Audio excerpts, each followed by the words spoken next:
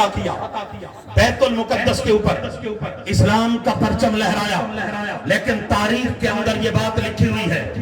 کہ حضرت صلاح الدین سلطان صلاح الدین ایوبی ان کے جو سپاہی تھے، ان کے لشکر میں جو لڑنے والے تھے،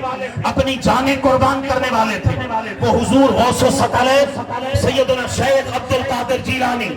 رضی اللہ تعالیٰ عنہ کے تربیت یافتہ فقراء، ان کے تربیت یافتہ فقراء تھے۔ حضور غوث الاعظم نے صرف مجرد صوفی نہیں بنائے تھے، صرف عالم نہیں بنائے تھے، عالم ربانی بنائے تھے۔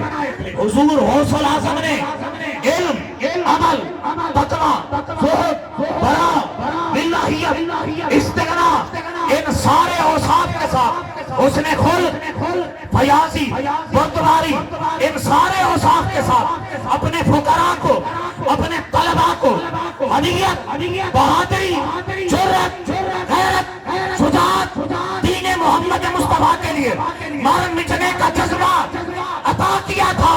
یہ جذبہ تھا کہ سلطان صلاح الدین ایوبی کے شانہ بشانہ حضور غوث الاعظم کے خادم کھڑے تھے، حضور غوث الاعظم کے خادم کھڑے تھے۔ اگر وہ مدد نہ ہوتی تو بیت المقدس فتح